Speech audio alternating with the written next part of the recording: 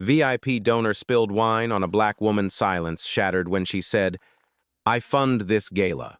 Hello, everyone. Before we begin today's video, I need your help. We've noticed that the channel is losing traction, and subscribing is one of the best ways you can help us. It's quick, free, and allows us to continue bringing you great content. Your support means everything. Let's keep this channel growing collectively. Where are you watching from? Drop your city or country in the comments below. Thank you very much. Now, let's get back to the story. People like you shouldn't even be here. The words hit harder than the champagne that followed. Laughter rippled down the gold-trimmed table as a platinum bottle tilted, pouring cold wine straight over Naomi Ellis's head. It trickled down her cheekbones, glistening against the white of her dress like liquid glass. The woman holding the bottle, Claudia Harper, platinum donor in sequin silver, smiled for the cameras. "Oops," she said, voice sugary and sharp. "Didn't see you there, sweetheart." Oh, but everyone knew she had. The ballroom was a cathedral of wealth, crystal chandeliers, gold linens, polite cruelty. A violinist stopped mid-note. Someone whispered, "Did she just pour it on her?" Naomi didn't move, didn't speak, didn't even blink. Champagne ran from her jaw to the marble floor, one drop after another. The silence thickened, then cracked into uneasy laughter. Claudia tilted her chin at a waiter. "Clean that up and take her with it." The waiter froze. The event manager rushed over, whispering, "Ma'am, this section is for verified guests only." Naomi's tone stayed calm. "You'll want to check your list again." Before we continue, where are you watching from? Drop your city or country in the comments below. And if you believe in dignity and justice, hit like and subscribe. These stories spark change, and we're glad you're here. Now, back to Naomi Ellis. She picked up her phone. One motion. No panic, no fury, just precision. "Phase 1, she said quietly. Phones lifted, pretending not to record. Cameras caught her dignity like a frame worth stealing. Across the room, a young event coordinator froze. "Wait, is that Naomi Ellis?" Her colleague frowned. "The CEO?" "The Ellis Foundation, the sponsor." Claudia laughed louder, mistaking the murmurs for approval. "These galas let anyone in now. No standards left." Her husband smirked. Maybe she wandered in from catering. Naomi folded her napkin once. "Perfectly. You're right," she said softly. "I do work here." Claudia smirked. "Figures." Naomi stood. Her chair scraped the marble, a sound sharper than any shout. The chandelier light hit the droplets on her shoulders, turning them into sparks. She looked at no one, yet everyone felt seen. The laughter died. Even the orchestra went silent. Behind her, Claudia muttered, "Security will handle this." Naomi glanced back once. "Yes," she said evenly. "They will." The words hung there quiet, final, and somewhere backstage a phone buzzed. The reckoning had begun. The morning before the gala, Naomi Ellis had stood alone in her hotel suite overlooking Central Park. Her assistant had offered to send a car, a stylist, even security. She declined them all. "Tonight isn't about being seen," she'd said. "It's about seeing who they really are." That was her test, her quiet way of measuring the culture her own foundation funded. The Ellis Foundation Gala for Global Education drew New York's most polished names: bankers, art patrons, politicians who mistook kindness for weakness. Naomi came alone, in an unbranded white gown, a clutch phone, and calm she'd spent years perfecting. Now, back in the ballroom, that calm was holding the line between humiliation and history. Champagne still glistened on the marble near her feet. Claudia's laughter still echoed faintly, mixing with the clinking of silverware from guests pretending not to watch. At the far end of the room, Miles Hart, the event director, whispered urgently into his headset, "We might have an incident at table 1. A voice crackled back. "Do not escalate. VIP donor involved." "Copy," Miles replied, his throat tight. She's the wrong woman to embarrass." Naomi heard none of it. She didn't need to. The stillness around her was information enough. She had seen this before.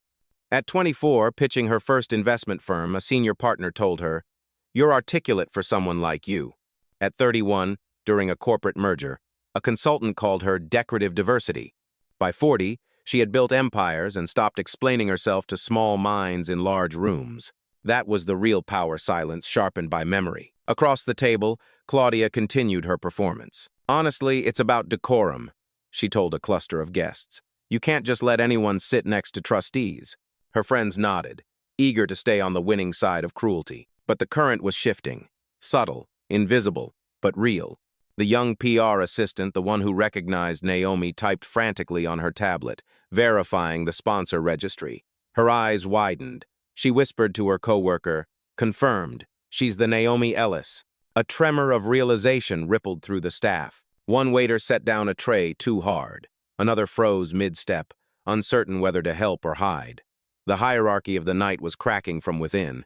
Naomi looked up at the stage where her foundation's logo glowed across the screen. Empowering voices, building futures. The irony wasn't lost on her. She exhaled once, slow and deliberate. Then she turned to Claudia, her tone smooth as glass. "Enjoy the moment," she said. "It's the last one you'll own tonight." The room didn't understand what she meant yet. But in the control booth, Miles Hart's headset pinged with a single alert. Protocol 1, active. The quiet architect had begun her design. From the balcony above the ballroom, soft music swelled again, an attempt by the orchestra to cover the unease spreading through the crowd. But the rhythm faltered. Conversations turned to whispers. The air was no longer rich with perfume. It was charged with tension. Claudia Harper dabbed her lips with a linen napkin, feigning elegance. "Honestly, I was just trying to lighten the mood," she said to her circle of donors, each nodding too quickly, too afraid to disagree. "These events get so dull, don't they?" Naomi Ellis didn't respond. She had already taken her seat again, posture straight, voice silent. Her phone glowed faintly beside her plate, one unread message. Protocol 1 confirmed, awaiting escalation clearance. She locked the screen without a word. Across the table, a young black server hesitated before pouring more wine. His hands trembled slightly. Naomi met his eyes, a quiet reassurance passing between them. "You're safe. I see you." He steadied. Claudia caught the glance and scoffed. "Sweetheart, no need to flirt with the help. They get paid either way." A sharp gasp came from the next table. Someone whispered, "She didn't just say that." The insult sliced the last thread of pretense. Heads turned. Cameras clicked. Miles Hart, the event director, moved fast, straightening his tie, forcing a smile. "Ladies and gentlemen," he announced, stepping toward the mic on stage, "let's give a warm round of applause for our platinum donors." But his voice cracked when Naomi stood. "No need," she said calmly. "They've already made themselves known." The applause died before it began. Every eye turned to her, this woman drenched in gold, wine, and dignity, standing tall beneath the chandelier. The lighting crew instinctively followed her movement, a single spotlight catching her in a halo she hadn't asked for. Claudia smirked. "Oh, come on, don't be dramatic, we all make mistakes." Naomi's gaze was steady. "You're right. Some mistakes just cost more than others." The silence that followed was longer than comfort allowed. Miles tried to fill it. "Miss Ellis, please, maybe we can move this conversation." Naomi turned slightly, voice soft but final. "Mr. Hart, remind me who approved the guest list." He hesitated. "Our committee, under Miss Harper's direction." A flicker of realization crossed several faces. Phones began to lift again. Someone at the bar whispered, "That's her, the founder." Claudia laughed, brittle now. "Founder of what? A social club?" Naomi didn't move. "Of this." "Oh." Her hand gestured lightly toward the massive LED screen above the stage. It flickered once, then again. And then the Gala's sponsor banner refreshed automatically. Primary sponsor, Ellis Foundation. CEO, Naomi Ellis. The audience gasped in unison. Miles dropped his cue cards. Claudia's smile collapsed under its own weight. Naomi didn't gloat. She simply adjusted her posture and looked around the table. "You wanted to know who I am," she said quietly. "Now you do." No one spoke. The orchestra stopped playing again, and from somewhere near the kitchen doors, the young server whispered under his breath, "Justice just took her seat." The chandelier above table 1 glowed like a crown of fire. Beneath it, the social order that had sparkled all night began to flicker. Naomi Ellis remained standing, her presence now gravitational. Every camera, every whisper bent toward her. Claudia Harper, once radiant in sequins, now looked like foil under harsh light. Her laughter had vanished. What replaced it was a tremor of disbelief. "This is ridiculous," Claudia muttered, voice thinner than she meant. If you really were the sponsor, you wouldn't be sitting here. Naomi tilted her head slightly. That's why I chose this seat. Across the room, staff whispered in the shadows. Miles' heart gripped his clipboard like a shield, sweat collecting at his temple. The stage monitor blinked again, another message from the control booth. Protocol 2. Internal audit live. Feed initiated. He didn't know what that meant, but his gut told him it wasn't good. Naomi turned to the crowd, her tone calm, even curious. Tell me something, she said. When someone spills a drink on a stranger, who do you believe first? The one holding the bottle or the one wearing it? No one answered. The question wasn't meant to be. A man in a tux near the center table raised a glass awkwardly. Let's all relax, he said, trying for charm. No need to ruin a beautiful evening over semantics. Naomi's gaze shifted toward him. That's the problem, she said softly. For people like you, dignity is just semantics. The words struck like thunder in velvet air. A soft voice from the back, young, trembling, cut through. She's right. It was the PR assistant. She took a hesitant step forward, tablet clutched in both hands. Her name's on every sponsorship document. I checked. Miss Ellis is the primary funder of this entire event. A murmur spread like wildfire. Guests glanced at one another, calculating how fast loyalty could be rearranged. Claudia stood abruptly, cheeks flushed. You don't come into my circle and humiliate me. Naomi's reply was immediate, measured. I didn't. You did that yourself. The words hung between them, heavy as the silence that followed. Then came the sound small, accidental, yet enormous. A glass tipping, shattering on the marble floor. It broke the stillness, and with it, the illusion of control. Miles moved toward the microphone again, voice unsteady. Ladies and gentlemen, please remain calm. We're experiencing a minor. He stopped. The main screen behind him shifted once more, this time displaying live data, donation totals, transaction logs, account IDs, and at the top a red banner appeared, donor access, temporarily suspended, initiated by admin, Ellis Foundation. A gasp rippled through the hall. Claudia's face drained of color. What did you do? Naomi's answer came quiet, lethal. I paused your access. Not your power, just your illusion of it. The chandelier light flickered again, reflecting in Naomi's eyes like controlled flame, and somewhere behind the stage, a voice whispered through Miles's earpiece. Phase 3, ready on your command. He didn't know whose command they meant, but everyone else in that room suddenly did. The ballroom no longer sounded like celebration. It sounded like confession. The polite chatter of privilege had thinned into scattered breaths, the kind people take before a storm. Claudia Harper's voice cracked across the marble. This is a stunt, she said, pointing a trembling hand toward Naomi Ellis. You hacked the system or something. There's no way. Naomi didn't move. She let Claudia fill the air with noise. Every word only made the silence around her feel heavier, deliberate. Miles' heart stood frozen by the sound booth, headset trembling in his hand. Control, what's happening? He whispered. A calm female voice replied. System verification in progress. Audit initiated by primary sponsor. Miles blinked. Primary sponsor? Yes, the voice said. Naomi Ellis. He turned slowly toward the stage, realizing the entire night had changed owners. Meanwhile, the guests tried to find their footing. One older man muttered, We've been donating to her foundation for years. Another, younger, replied, and mocking her in the same breath. Naomi looked out across the room, those faces flushed with guilt, confusion, and a fear they didn't know how to name. It was the look of people watching their reflection for the first time. Mrs. Harper, Naomi said quietly, you said earlier I didn't belong here, but if this room was built on the funds of my foundation, tell me who doesn't belong now? Claudia stepped back as if the floor had shifted. You can't talk to me like that. I didn't, Naomi replied.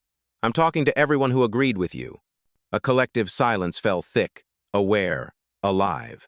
Someone near the back whispered, Oh my God, she's dismantling her right here. Another replied, No, she's teaching her.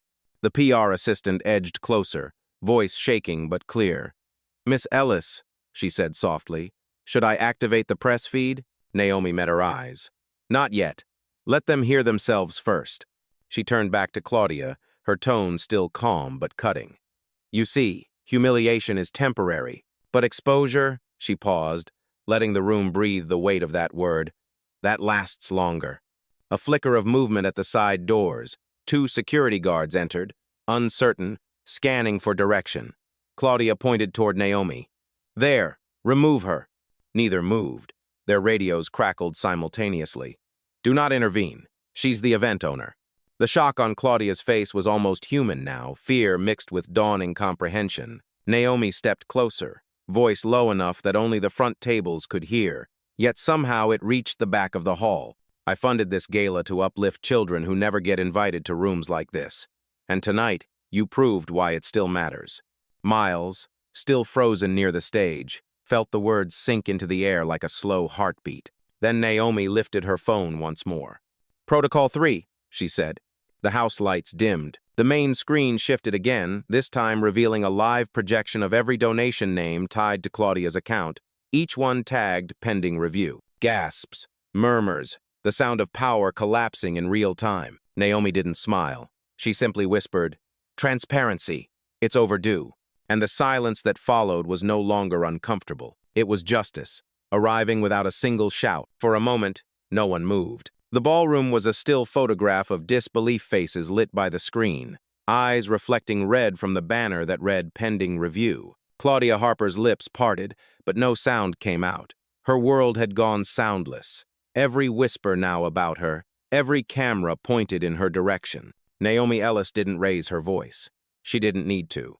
Power was no longer in the microphone, it was in the truth hanging in the air. Miles Hart's headset buzzed again. Audit complete, the voice reported. Confirming donor misuse flagged under Harper Trust. Miles swallowed hard. What does that mean? It means, the voice replied, your event just changed hands. He looked up at Naomi. She was already watching him, calm, knowing. He nodded once, the silent recognition of authority. Claudia tried to steady her breathing. You can't just take everything from me, she hissed. You'll ruin my reputation. Naomi's gaze stayed steady. You did that when you thought my silence meant weakness. Around the tables, the hierarchy unraveled. The same donors who had laughed minutes ago now avoided Claudia's eyes. Some whispered apologies toward Naomi, others simply lowered their heads. The PR assistant, trembling but resolute, walked to Naomi's side. Miss Ellis, she said, should we resume the program? Naomi nodded once. Yes, but not as planned. The assistant turned to the sound booth. Play the tribute reel, she ordered. The lights dimmed again, and the screen filled with faces, children from the Ellis Foundation schools across the globe. Laughter, classrooms, dreams in motion. Then came the voiceover Naomi had recorded months earlier. Empowerment isn't charity. It's justice delayed too long. Tears welled in a few guests' eyes. The shift was palpable. The room that had once mocked her was now watching, learning, shrinking.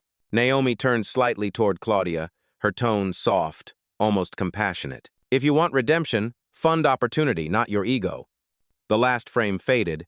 Thank you to our partners in Progress Ellis Foundation. Applause started hesitant at first, then rising wave after wave. Naomi didn't bask in it. She just took a breath, calm and unshaken. The reckoning wasn't about revenge. It was about remembering who truly builds the table. Applause still lingered when the lights brightened again, exposing faces that suddenly looked older. Wealth had never felt so fragile. Naomi Ellis remained at the center of the ballroom, still and composed, her shadow stretching long across the marble like a quiet verdict. Claudia Harper's composure cracked.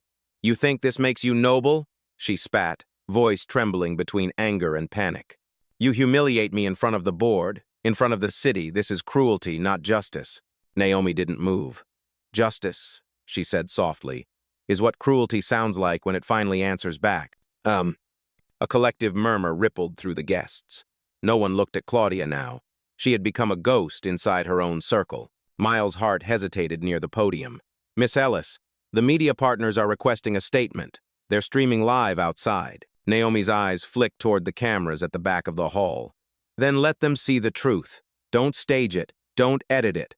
Let them see how power behaves when it's afraid. Her words settled like dust, coating the room in realization. At one table, a senator's wife whispered to her husband, "We laughed with her." He replied quietly, "We laughed at her." Naomi took a step closer to Claudia, not in aggression, but in presence. the kind of proximity that forced reflection. "You poured wine to stain my dress," she said. "You thought it would mark me. It only revealed you." Claudia's eyes filled, but no tears fell. Pride held them back, even now. "You can't erase me from this world," she muttered. Naomi answered, almost kind. "No, but I can stop funding the one that let you believe you owned it." Gasps again, soft but unanimous.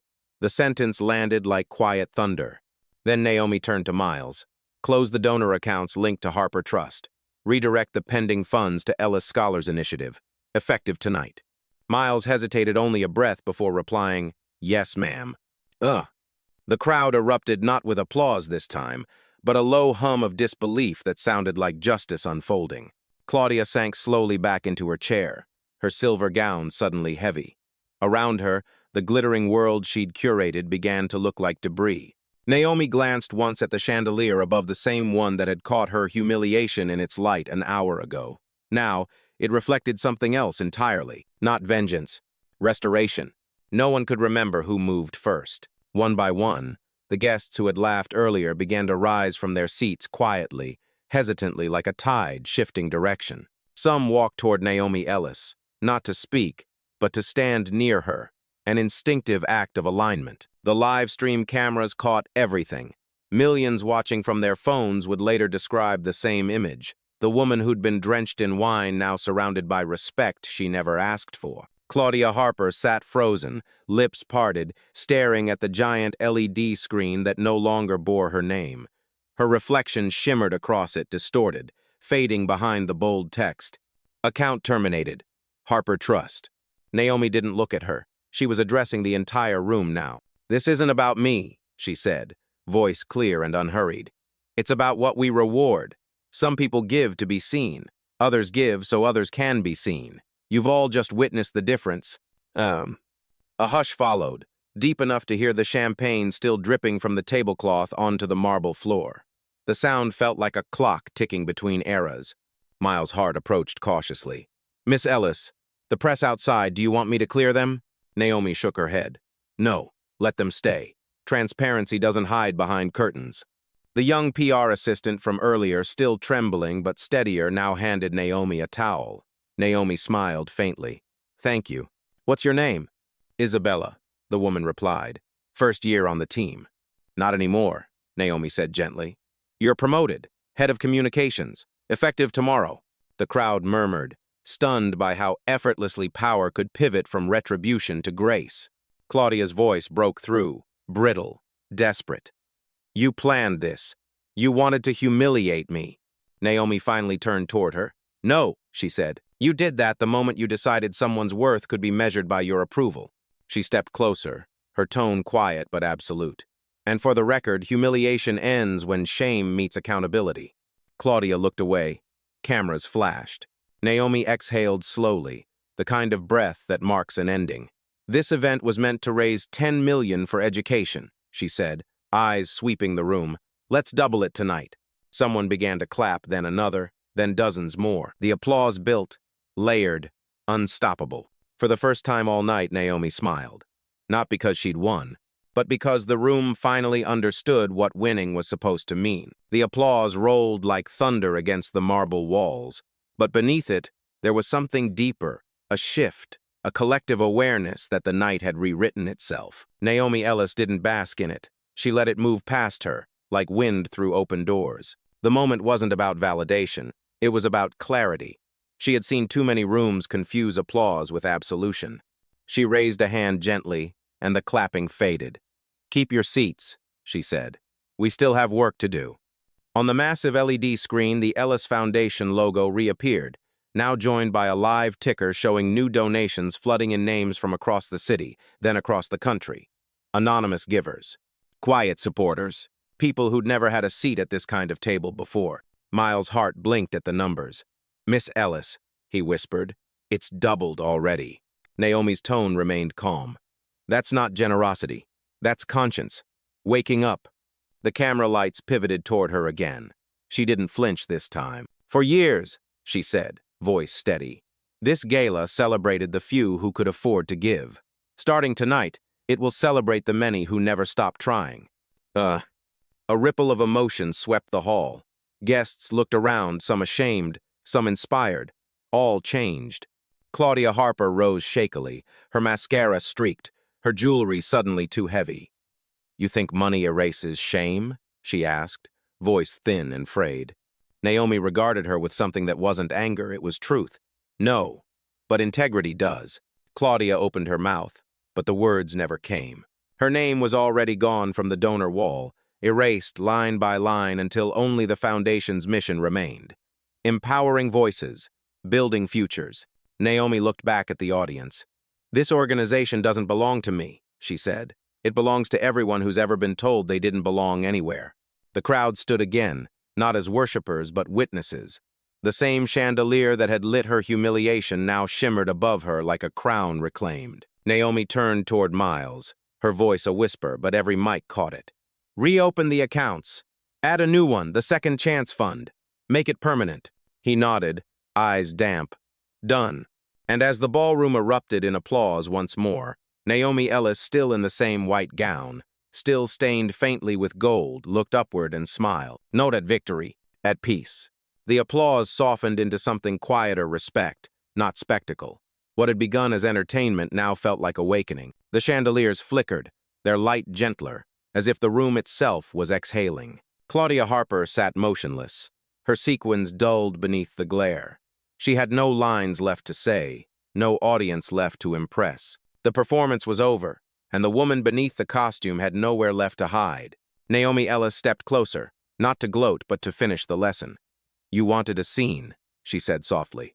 "But the truth doesn't perform, it reveals." Claudia's eyes lifted, red-rimmed. "You don't understand what it's like to lose everything in one night."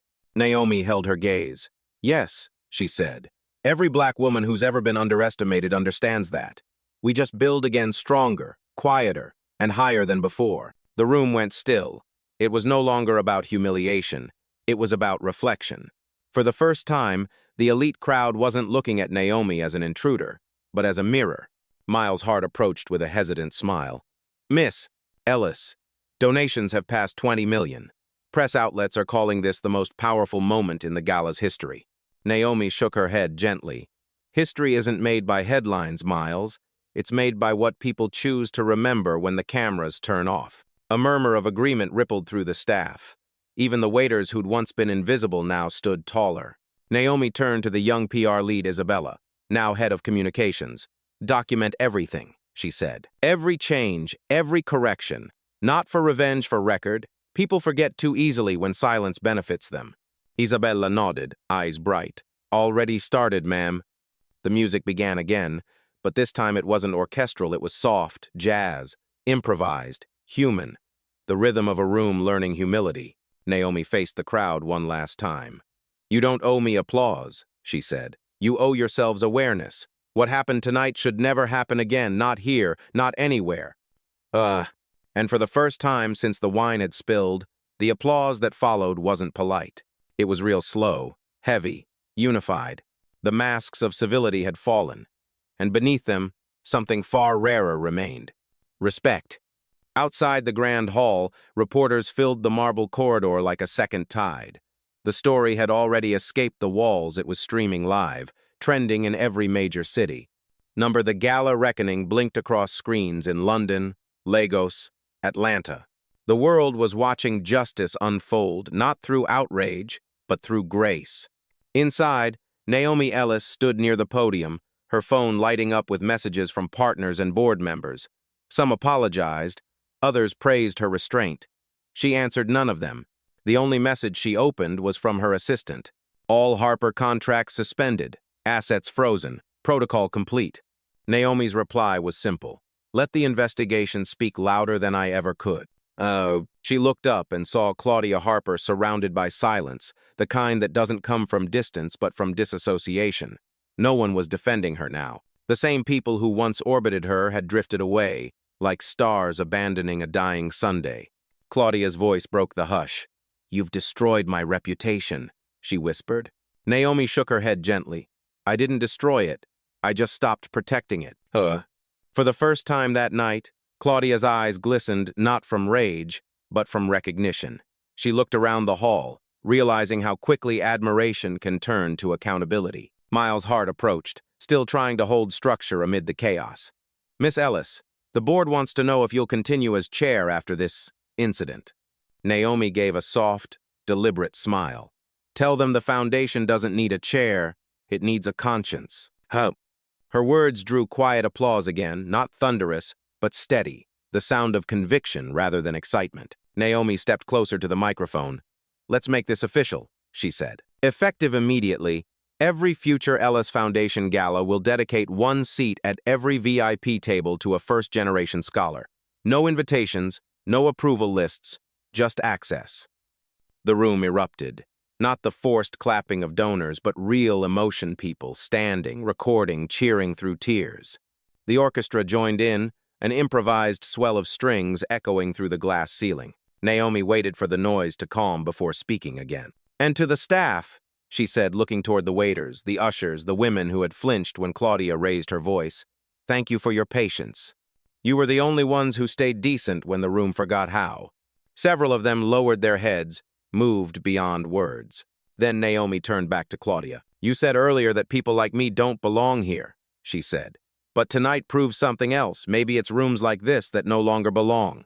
The words didn't sting. They landed softly, truthfully. Even Claudia didn't argue. Naomi stepped away from the podium, her white gown catching the golden light.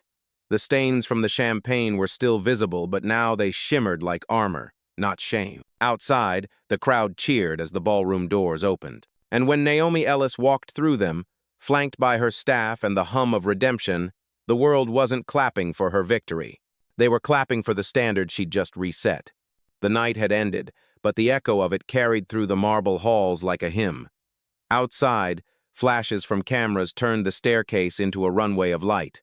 Yet Naomi Ellis moved through it without haste, her posture steady, her silence intact. When she reached the plaza, the reporters shouted questions sharp, hungry, relentless. "Miss Ellis, was this retaliation? Will the Harper Trust face legal action? Do you have anything to say to the donors watching?" She stopped for the first time all night. Her voice, calm and low, carried farther than any microphone. "Yes," she said. "I have something to say to everyone watching. Dignity isn't negotiable, and justice, real justice, doesn't come from anger. It comes from clarity." The crowd hushed. Even the cameras seemed to lower their gaze. Naomi continued, "What happened inside wasn't a scandal. It was a mirror. And if it made you uncomfortable, maybe it's because you saw yourself in it." Then she smiled, not the smile of victory, but of closure. "We'll rebuild the gala next year, but it will look different. The tables won't be arranged by status anymore. They'll be arranged by purpose." Her assistant handed her a fresh towel. The gold stains still marked the white fabric of her gown, faint but unmistakable. Naomi glanced down at them, then folded the towel over her arm. "Let it stay," she said softly. "It's part of the story now." Miles' heart caught up to her as she reached the car. "Miss Ellis, the board will follow your lead. Everyone's calling this the night philanthropy changed." Naomi turned to him. "Philanthropy doesn't change with speeches, Miles. It changes when power learns to listen." He nodded, eyes glinting with something like faith. Then tonight, power finally listened. Naomi looked back toward the glowing windows of the ballroom. The same chandelier still burned high above, but its light seemed softer now, less about spectacle, more about illumination. In the distance, the young PR woman, Isabella, was giving her first interview. "What's the biggest lesson from tonight?" a reporter asked. Isabella smiled. "That silence isn't weakness, it's a warning."